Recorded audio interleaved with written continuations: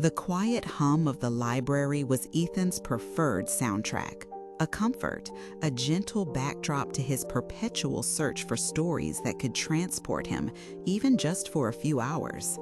Today, he'd found an unassuming volume tucked away on a high shelf in the Forgotten Myths section, its spine a faded green, title barely legible.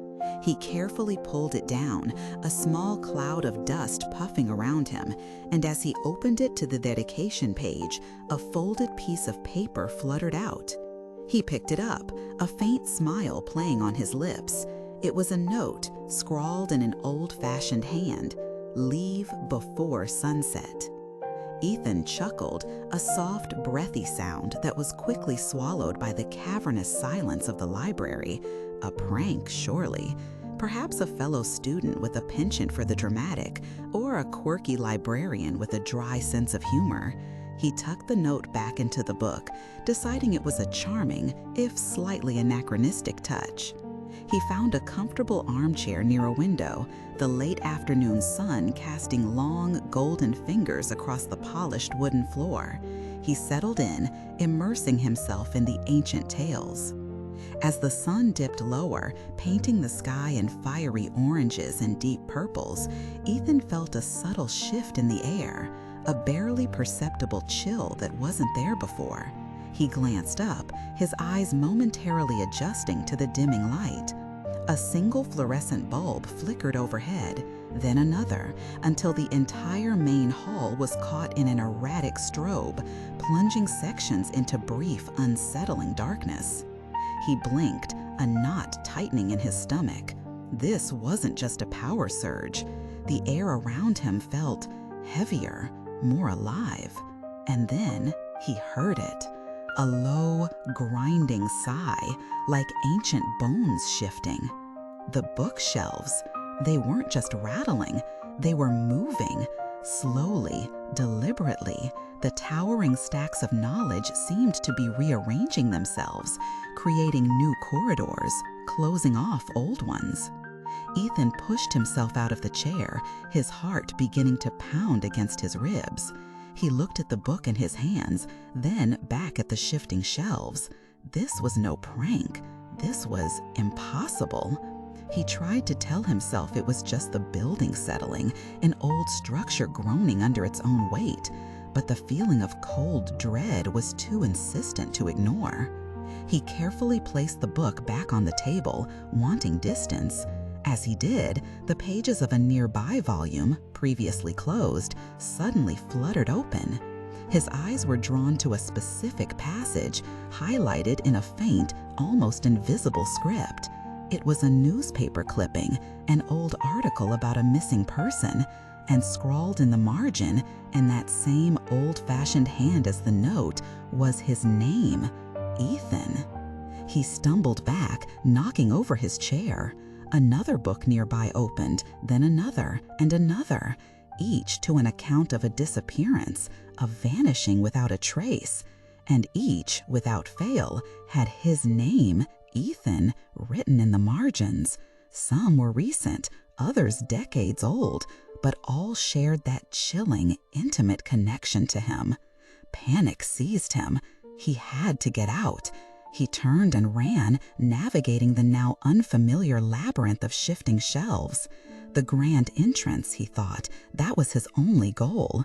But every turn, every desperate dash down a new aisle seemed to lead him back to the very section he'd just left. The same faded green book on the table, the same open pages, the same chilling scrawls of his name. The air grew heavy, suffocating. The light flickered one last, final time, plunging the library into a near-total darkness, save for the faint, ghostly glow emanating from the pages of the open books. Books full of disappearances, books that were now echoing with his name. He could hear his own ragged breath echoing in the impossible silence. He was trapped, utterly, terrifyingly trapped. He screamed then, a raw, guttural sound born of pure terror and desperation. It tore through the oppressive silence, tearing at the air. And then, Nothing. Only silence. A deep, profound, and absolute silence, as if the very air itself had been sucked away, leaving only an echoing void where a man once stood. Years passed. The library continued its quiet, tireless work, receiving new books, shelving old ones.